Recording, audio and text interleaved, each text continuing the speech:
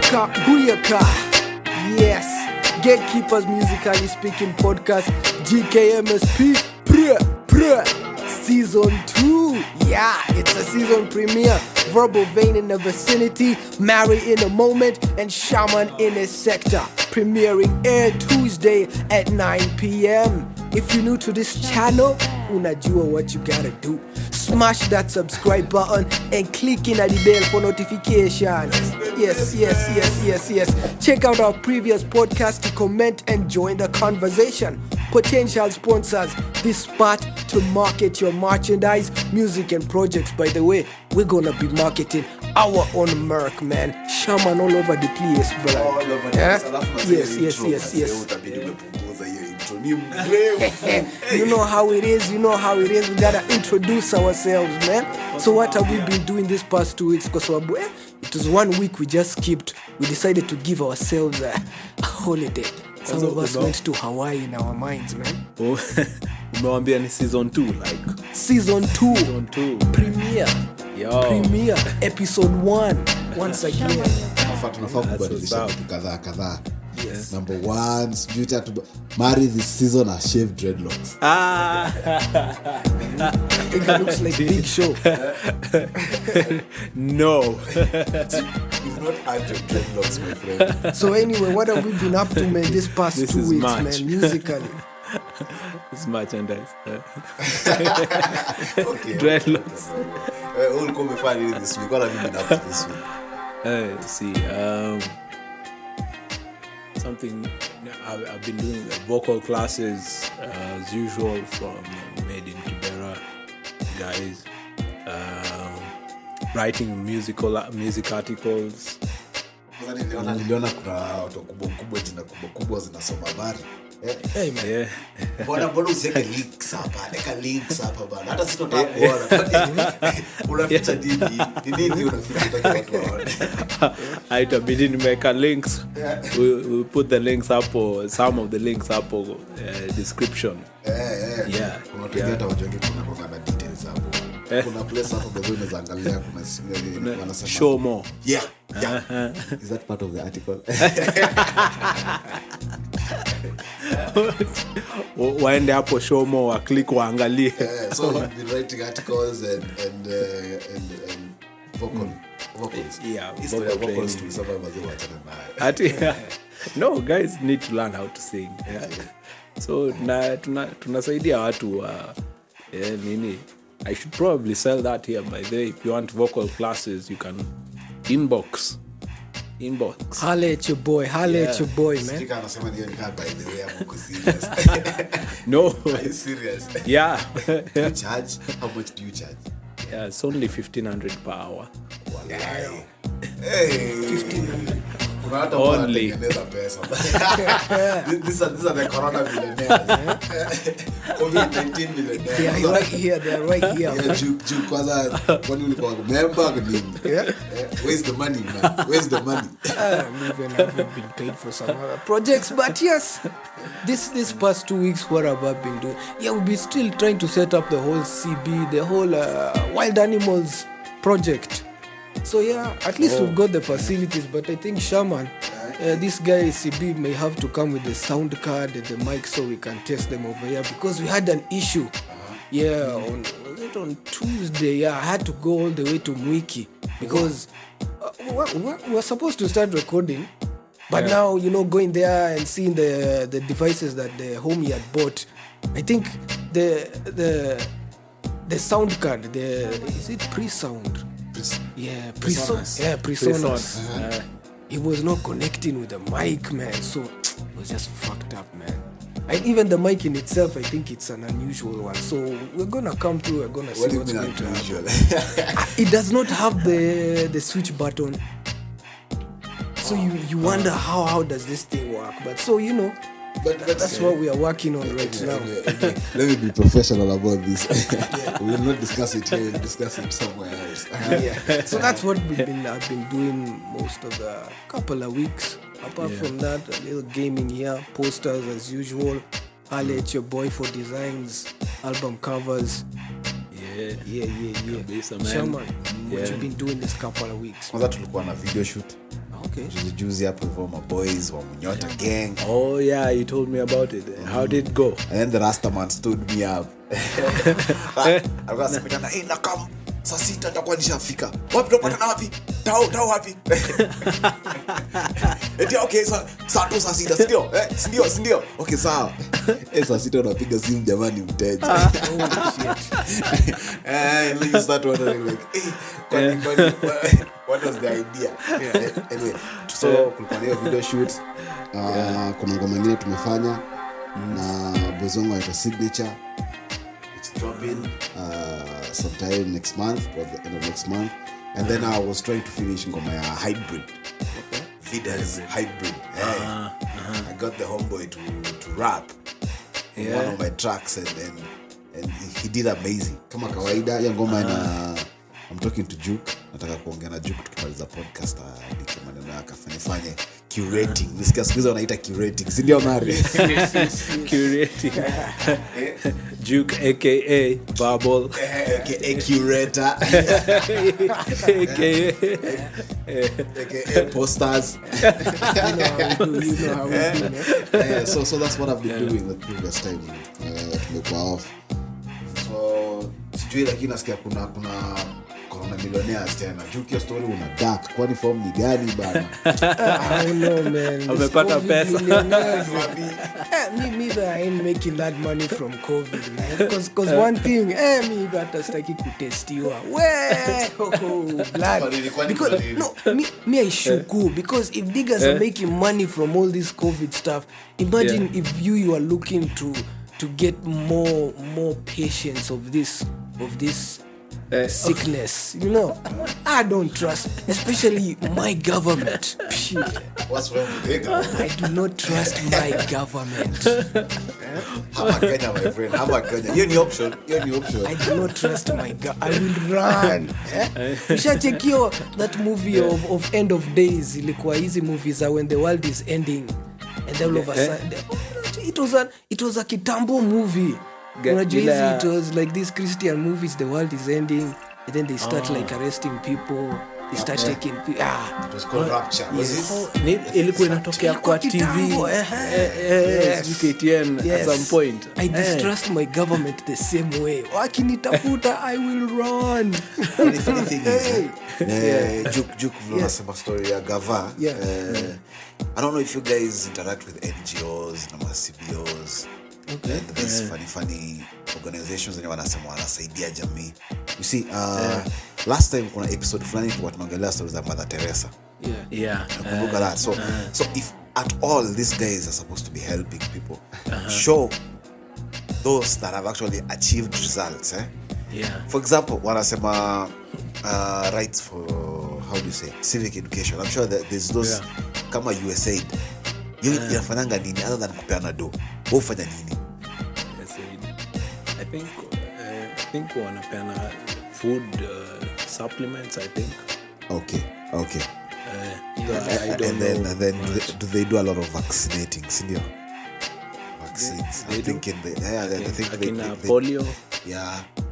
Wakiwa pamoja na Bill Gates na Belinda. They do a lot of those. They push those things. You see, my question is, vile Juka anasema you don't trust the government.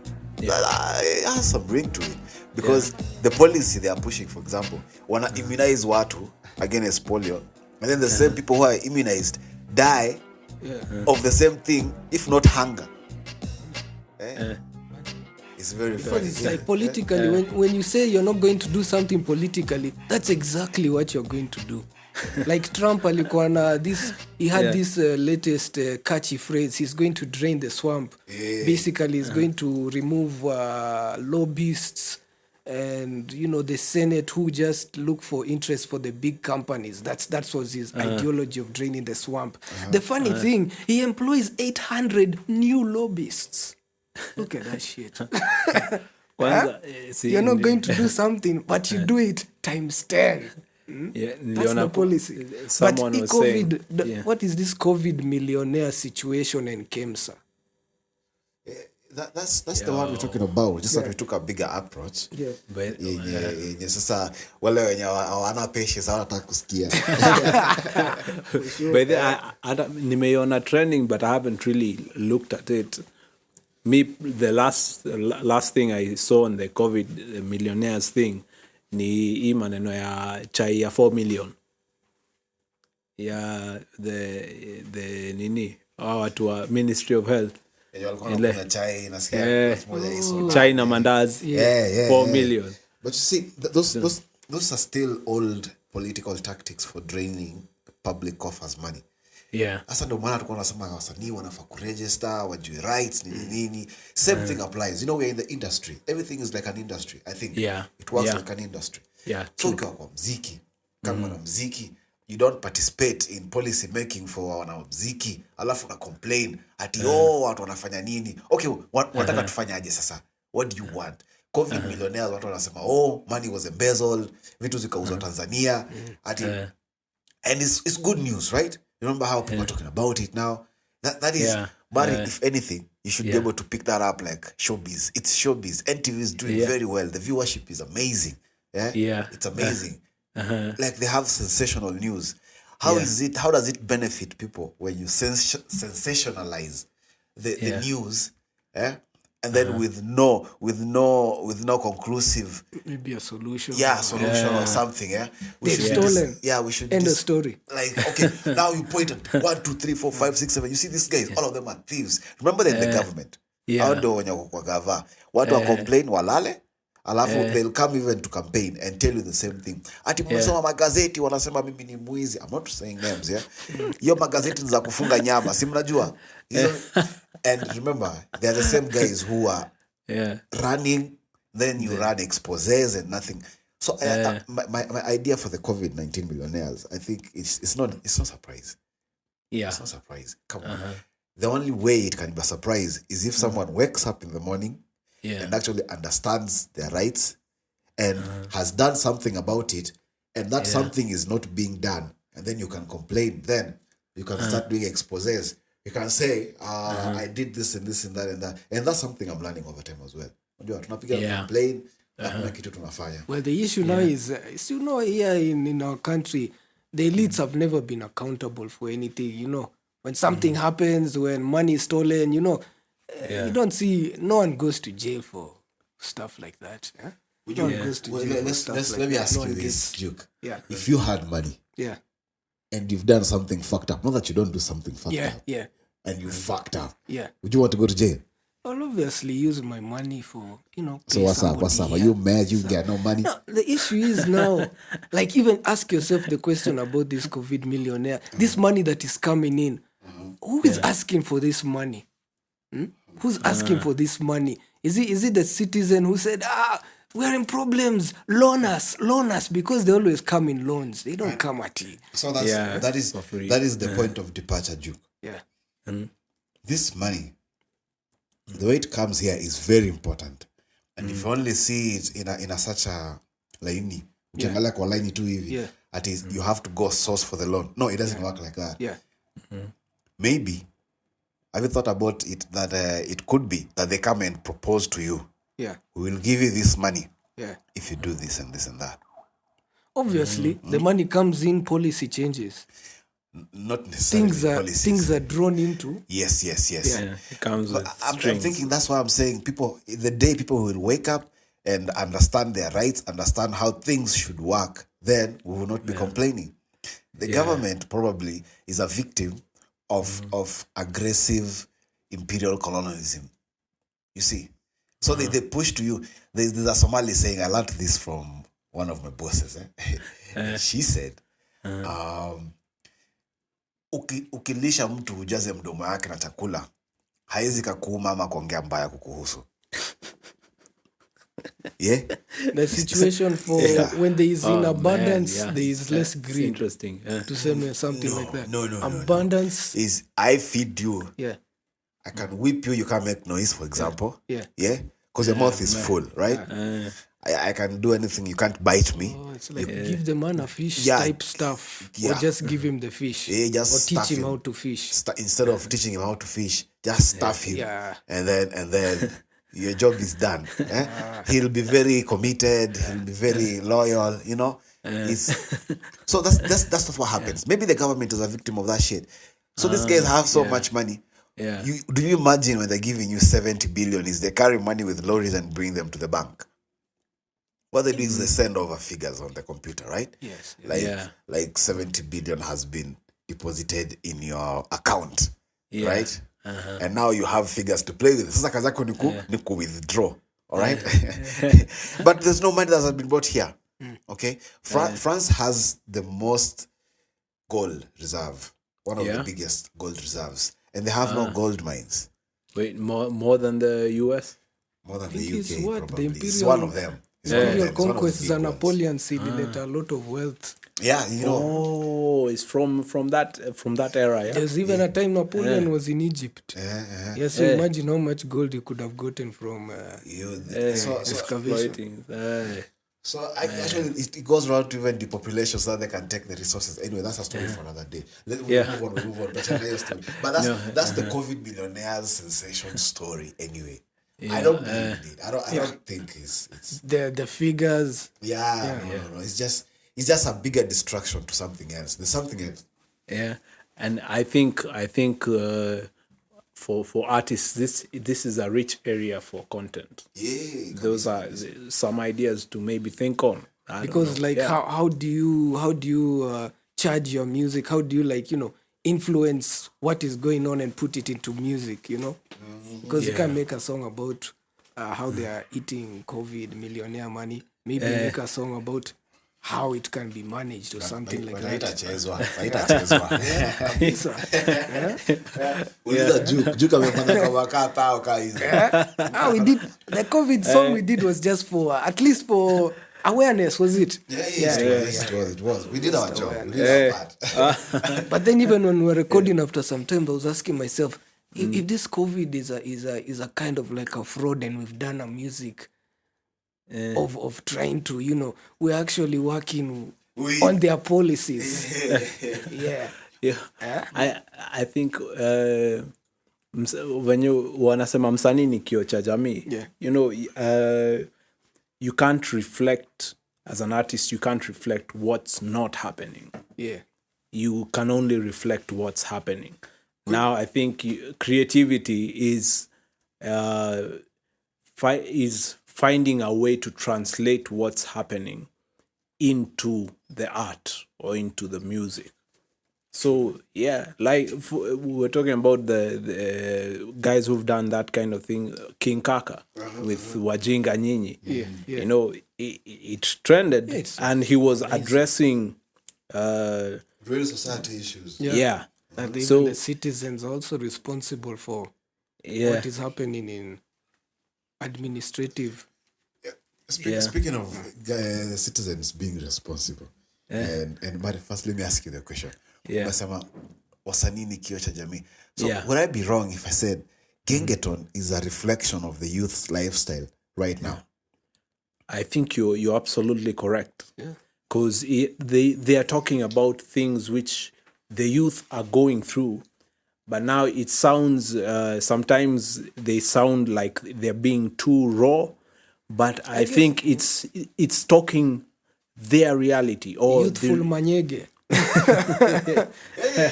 Because when you're young, you're super waiting to get laid, man. So I think my thinking is they are reflecting what's happening in the society now. How much creativity they put into it, that may be a debatable question. But the question of them reflecting the society, I think that's a given. They are reflecting what's happening in society. So what is happening in society? Is it what? Is it a landslide to ignorance? It's not ignorance per se. I would call it lack of professionalism. It's not professionalism because if there's professionalism, people would engage with the right people. If you want to shoot a video, if you want if you're recording at the point of recording, I'll tell you like, your content iko sawa. Let's change here, there, and here. Yeah. Then it's consumer friendly. In the video, let's package it like this and like that, so that it's consumer friendly again, so that it can be played. You can get better rotation. You don't start having aimed too narrow in the target, so that you're likely to miss it. Because say imekuwa a game of numbers. It's a game of numbers. The more numbers you have, the better. All right, any day, sindio? So ukiimba vitu zenye mzaya isikiza, tayari kuna audience zenye you are definitely losing. Okay, so I think it's a lack of professionalism in the industry, of which people now, no matter, I keep telling people, understand your rights. Mazendo, hata weka msanii unafaa kuwa na workshops kama hizi. MCSK should be organizing workshops of why your music will not be played if you wrote it in a certain way. Unaona? Ndo watu wakijua, unajua ukikuwa msanii, even this thing say you don't have to go and sit somewhere. They can do posters, unajua, info articles. Mari here is a writer, andike articles, achanue. Verbal anafanya stories of graphics, kuna vivid imagery ya kuonyesha yani why. I'm just saying mi pia nipate job, unajua, tupate kazi, because msanii akilipwa, producer analipwa, si ndio? So I'm thinking we can go along those lines. It will work very well for you. The issue of not paying who you need to pay as an artist, actually, what happens is like your quality inaenda down sana. Kweli. You see people who make it in some very nice visuals. They've been helped by people, but they don't want to finance. Alafu they do their shoddy stuff, man. It's like this is the only place where an artist, instead of going due in terms of quality and looks, they just fall off, Yeah, though I think the issue of artists maybe not, should I say, investing? Could be looked at two ways. Maybe it's not even their real job, or maybe it's just a side hustle. Yeah, and you see like the lack of being taken seriously, or lack of proper structures, for example, for artists to get paid, makes it hard for them to invest in stuff which they're doing, because maybe they don't know how they'll get that money back, and maybe they have to they have families to feed, or they have expenses they need to meet. So I think it's like two sides of a coin. There's, on one end, there's the artists not getting what they deserve. On the other end, it's the artists not putting in what is required. And I think as an artist, Pia, it also calls out for your creativity. So how do you maneuver through those situations? And it takes some creativity and some I would say creativity, because you can do earlier on, Shaman, you were showing me a video, guys who did something with the phone. Yes. But it looked really proper. Good. Proper. So of course, the phone, you can't compare a phone with the high quality camera. But if you can do something with your phone and make it look good, why not? True. Yeah. True. That's my thinking. Yeah. I think also in the story na knowledge. The knowledge gap. Until recently, I've been having some old Samsung phone. Really old. And then I got gifted this side bed alarm. So one day, I've had it for a long time. Both the phone and the alarm. Yeah. I've had it for a long time. And then this one night nikaekelea simu kwa hiyo kitu nikasikia inavuta. And I was like, what the fuck is that? What's that? Did I feel that right? Kuekelea, you know what happens? The damn thing was charging. It's got wireless charging. What? What? Your Samsung? Yeah, it's got wireless charging. That thing is a wireless charger. That's awesome. What? And this thing, you can imagine, I felt so embarrassed. I've had this thing for this long and I've never used it. Same goes for some artists out there who did not know the opportunities they had. Alafu wakazitupa. So if we don't self-educate, then we'll be missing out on opportunities that you've been having the whole time. It's the same thing.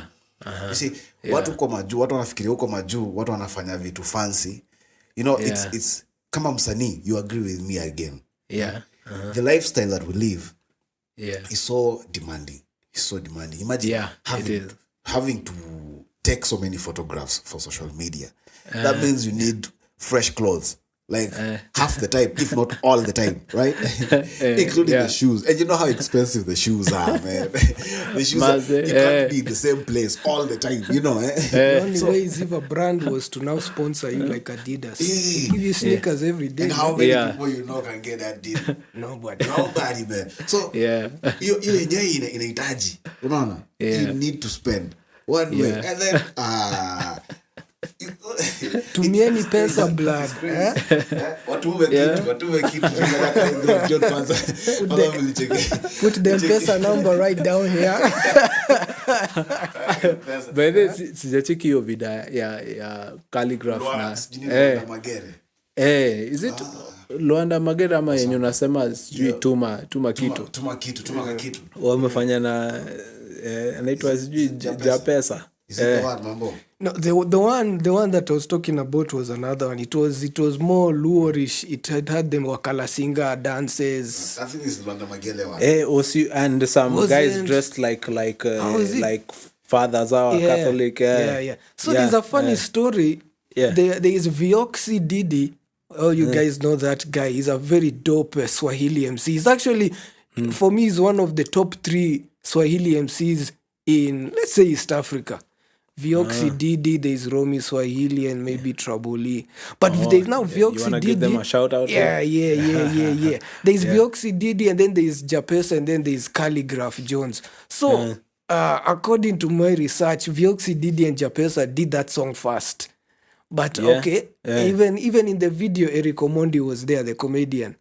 But in the original. Yeah, in the original. And then now there's this one, Calligraph and Japesa. So I think the song is kind of still the same, just a few alterations here. Like a remix? Is it a remix? The Calligraph Jones collabo is a remix. It wasn't a remix because those guys disagreed. It was like Japesa just took this one from Vioxy Didi, and like if me was Japesa, if me was what is it called? Nyakalaga. Yes. Oh. Yes. So, you want to make it big. So you feel like, if I do it with Calligraph Jones, I'll get more views and I'll get more, more clout than if I was doing it with Vioxy Didi. But the issue now was the disagreement phase because they had not agreed. They had not agreed with Vioxy Didi that, I'm going to do with this guy. But I think Japesa kind of felt, there was no agreement. There are no contracts.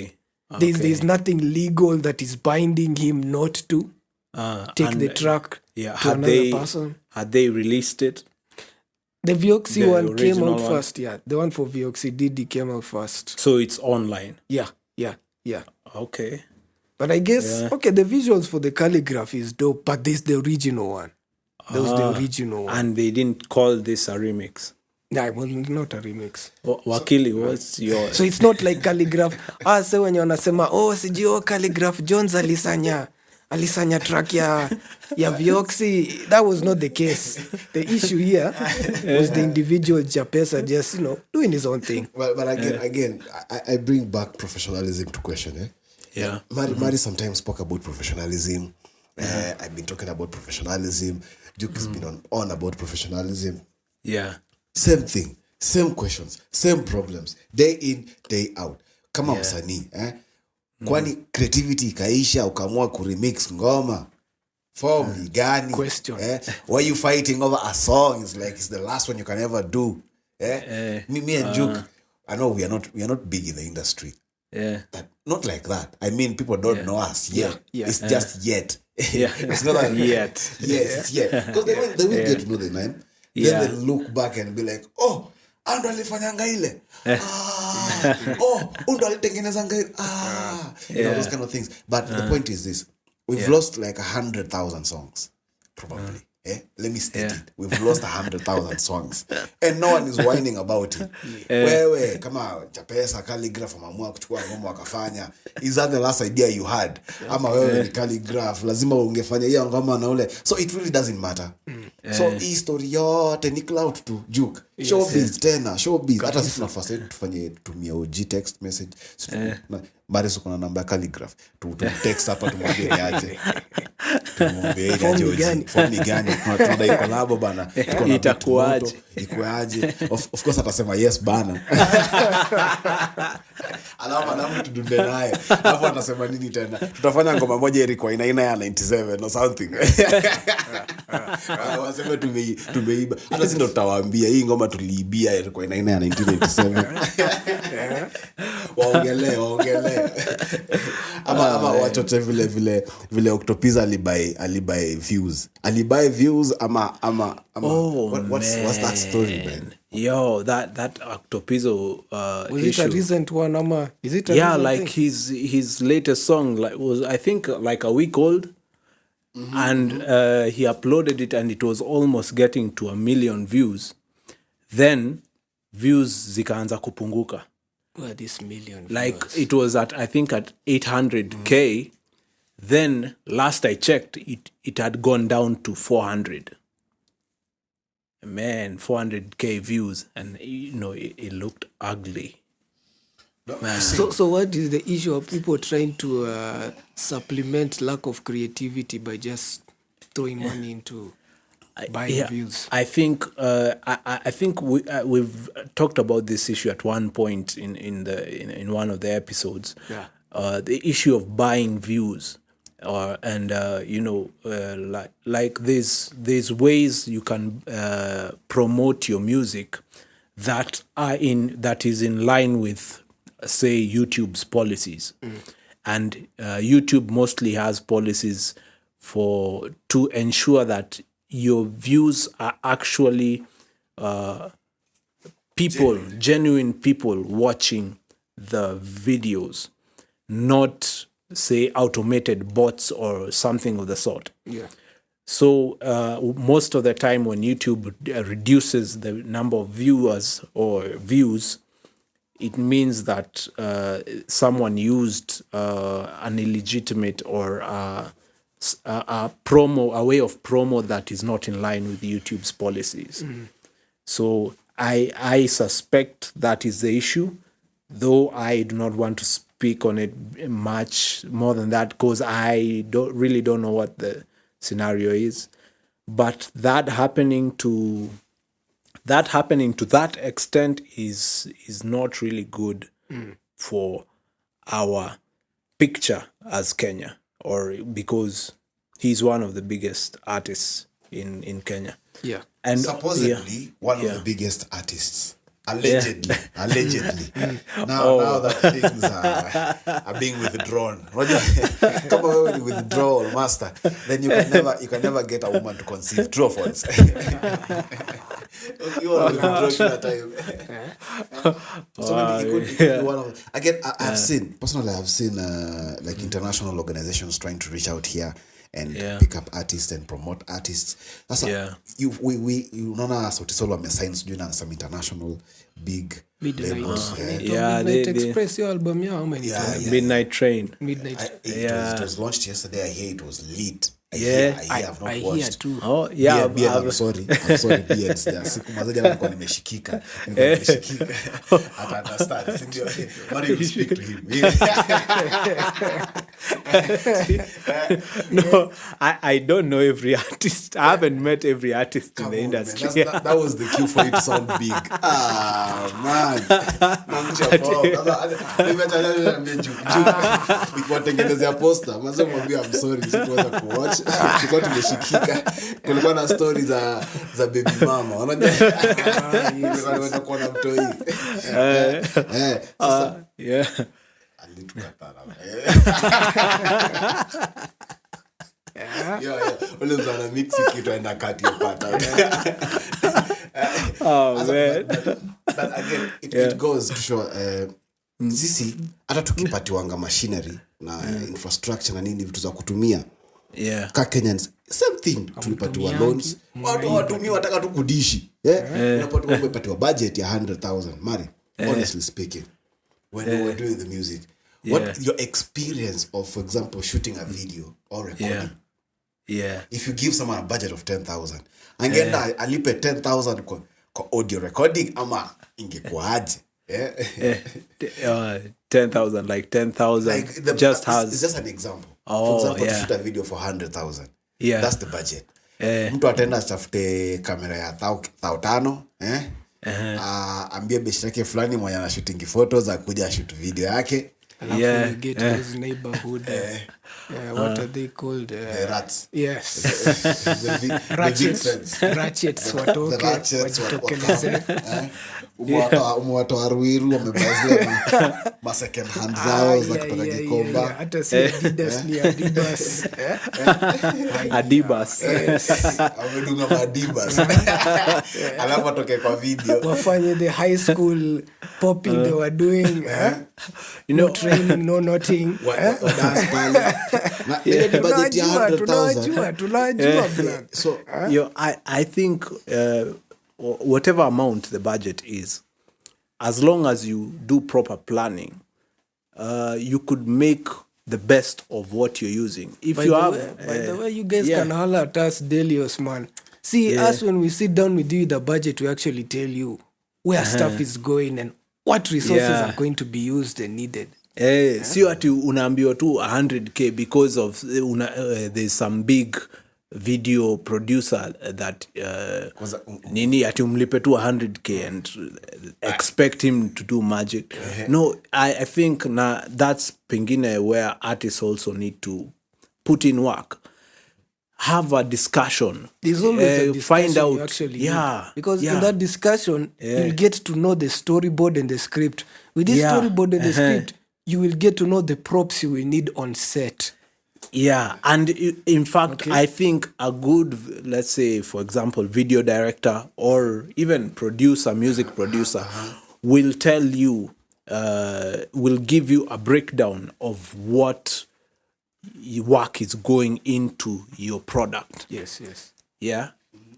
So I think artists also need to understand.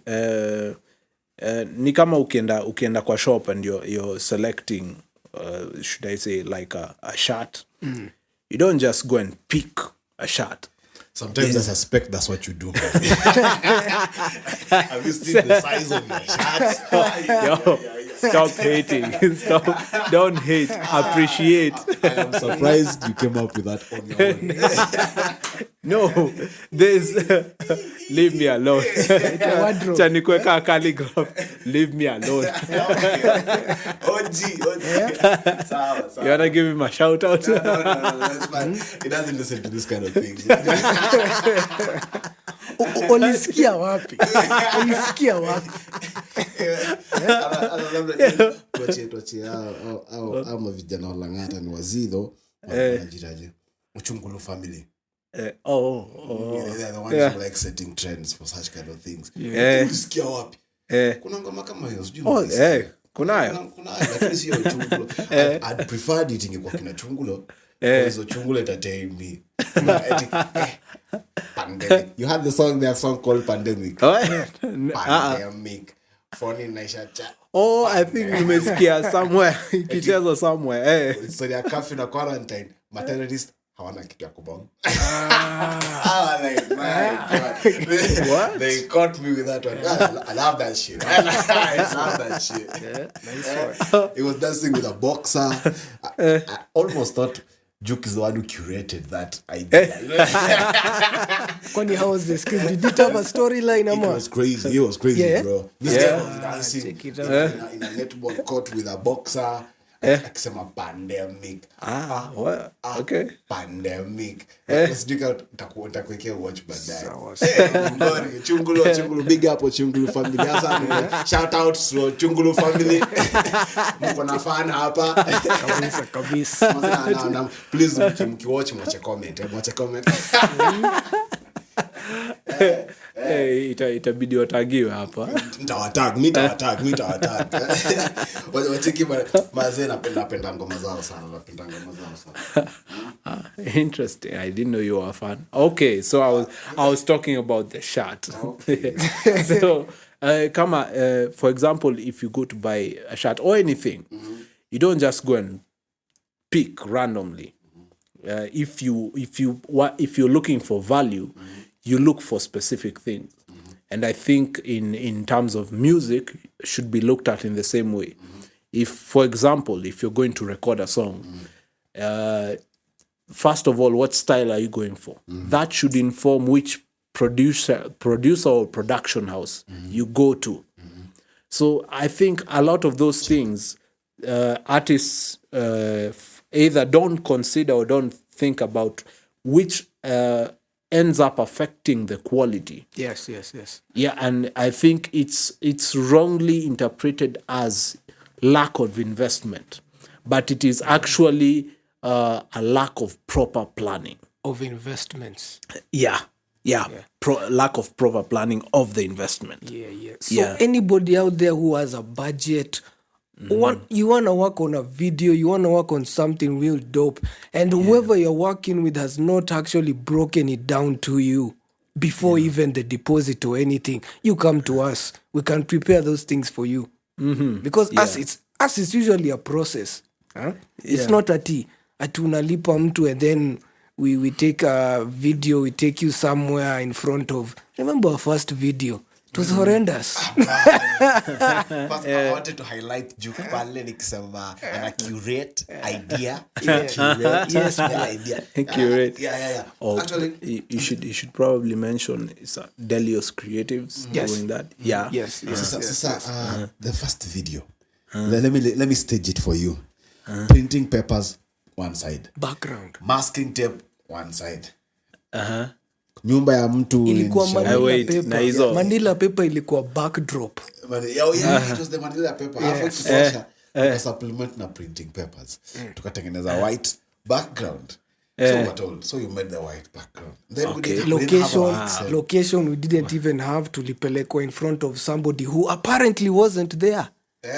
And the house was locked. Was it locked? The house was locked. So tukasimama hapo nje tukaweka hiyo white background yetu. Tukaambiwa dance. That's it. And the video was shot. And guess how much that was? 15K. Oh, 20 G's. 20 G's. Holy shit. 15 was the deposit so that we could get that thing done. And then 5 was to edit. I'm telling you, in Nairobi. In Nairobi is good. Someone gave you a run for your money. Fraudulent work right there was there. no run. We stood no chance. We had no chance. It was a hopeless situation because at that time we had no idea. We did not know how to do stuff. But at this point we have reached a level hata the guy Shaman anasaidia wasena visuals kali sana. Kali sana. If you look like back then and right now what we are doing, it's insane. It's bloody insane. Man. Itu watu watoi do hiyo tu. Hakuna kitu ya bure, unajua. Mpaka corona inakaanga kwa gari sare. So you know the social distancing in the car, there's space for corona.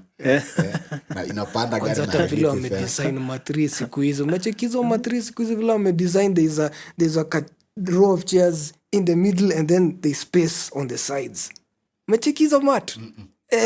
Buda. This social distancing kwa mat imekuwa serious. You have 3 rows in a kama 3, but there's spaces in between. Yeah, like manyanga I don't know regular what that is. It mask. looks weird, man. But you see, that is very suspicious. I'm thinking this when a statement like social distancing is made. What do you understand? Let's talk about the words social distancing. How they kwambia keep physical distance. It is social distancing. So that means you text the person less, you reach out to the next person less. I think this is a disconnection on a subliminal level, on a mental level, so that you socially distance yourself. You know, there's in China, there's a generation of people who don't have brothers or sisters because in your family it's just one kid per family. Yeah, it's actually a government policy in China. Yeah, and you've had people supporting, like they like the way the Chinese do business. Some German tourists who went there. They were talking about issues. They were like saying that here in China, it's a one-party state, so everything they can do very fast and pass the laws. As in Germany, democracy, we have a lot of, interests. Carry on. Yeah. So if you have to look at that, and it's why it bothers me so much. The fact that people are told to wash their hands, sanitize, and wear masks. No one asking questions. Yes, let's wear the mask and be safe. What happens in the case of someone has a medical condition and they can't wear the mask? Or yourself, now that you're thinking about it, you don't want to wear a mask. You're not sick. Why should you wear a mask? In fact, there's been an issue I heard being discussed. And it was being said that some masks could actually be causing more problems because if you keep it on for too long and you're breathing in those particles, it could cause health problems. Kuna stingo vile you wear a mask, you don't just wear it everywhere all the time. I think it's supposed to be when you're out in public. And very much. When you're moving in public and meeting people, they say it's safe to wear a mask. But I think it's an interesting debate that it takes a lot of. I'd like us to be a little bit practical. Let's be practical. Let's just go with, between me and one can talk about science and the proof of science and proof of what is working and what's not working. Let's just be a little bit practical. Viruses, without we understand, viruses can enter a body through any opening. True or false? I think that depends on the virus. On the type of virus. I think the viral family is the same. There's no other virus. It's all viruses. All viruses through an opening you can get infection. I think, for example, if you look at, there's viruses which are transmitted airborne, like flu. For airborne. So there's airborne. So that's what I'm asking, Maddie. Don't get me wrong. Airborne. What does airborne means? It's in the air. It can enter a body. I'm talking about entry point here. I'm not talking about the way of transmission. I'm talking about entry point. If I put a virus in your eye, you'll get the virus. Okay, if I put the virus in your ear, you'll get the virus. Okay? I'm talking about openings. And entry to the body. So I think any virus can be transmitted through an opening to the body. STDs can be STIs depending on where it inaingilia mwili, some pass through the skin, So I think entry is anything that the opening make it very likely for you to get infected by a virus. Okay? So a mask covers the nose, okay? Because it's a respiratory virus. So they say it makes sense to cover the nose. Quick question. The ears remain open. The eyes remain open.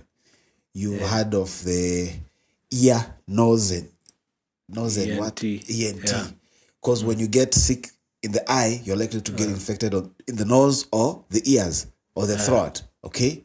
So all those openings, by them being open, and this virus is that serious, I don't think the mask will really protect you. It will help you feel secure so you can continue with your life. But it does not guarantee that you will not get infected. It reduces the chances, if at all any. But the virus is too small that it's like stopping mosquitoes with a fence, a barbed wire fence.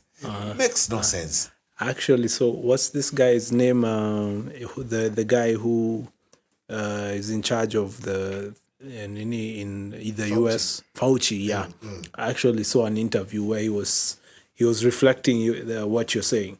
He was saying that the masks are actually like more a way of keeping people, should I say, settled. Yeah.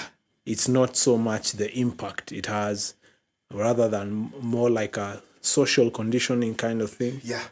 Which was interesting coming from the head of, Ama kuna hii scenario where mask kind of increases the risk of you being more less able to battle an infection. It does reduce the oxygen take. Yeah. The oxygen percentages, it reduces. That's true. Yeah. And you see, no matter if people are educated, self-educated, such things, when they are brought to you, you don't believe it and you go. Hold up. How did you even get into this COVID millionaires? It's the same thing. If people are bringing all that money and eating it, now imagine those things they were telling you before. Because these are the same people who told you, wear masks, do all that, nini. They have been given stuff, them they're doing their own stuff. So it's like, there's some information that has just been prepared to gear people to a certain agenda. Though I think we need to regulate. We don't want to sound too anti-government here. Okay. We don't want the government coming for us because as we know, Mari, they paid you, Mari. He's a beneficiary of the stimulus. Yes. Both packages. So you can support the government. For me, they paid me, but not that much. You're not paid. Kwanza tumesikia wewe na Steve Simple Boy ni hivi. Yo, Simple Boy is my boy. Yo, shout out to Simple Boy hapo. Yo, speaking of, have you guys seen his latest song with Vivian? I've seen it. Yo, the situation, it's trending, maze. It's Number 4 on YouTube. Yo, Come on, man. guys, let's just be honest. Let's be be honest. Simple Boy account podcast, maybe get more views. Mari, speak to your boy. Man. Speak to your boy.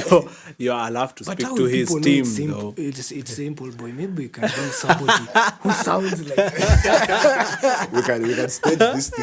We can stage this. But your manake Hey, No.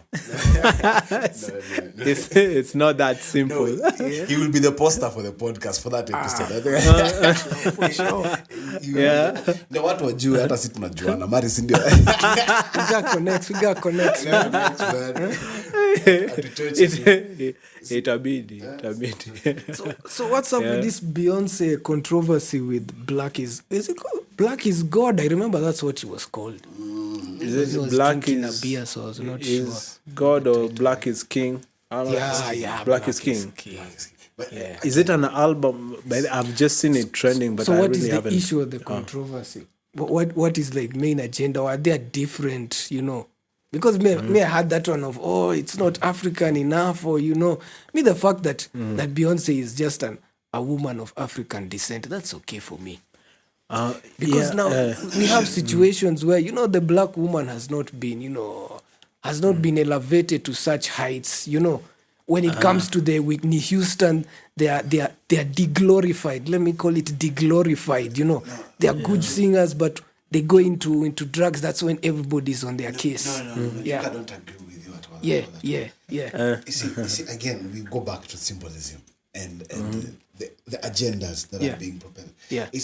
Beyonce is at that level because some people have agreed that she be on that level. Yeah. You see, people like Lauryn Hill. You remember Lauryn Hill? Yeah. She was at the height of her career. What happened? Where did she go? I You want to tell me she from stopped doing music? That one was kids. Hey, you should see how many kids she has. So you want to tell me the kids got out of Holy business? shit, you guy. That woman alikuwa amezaa paka kids. She had like 6 kids.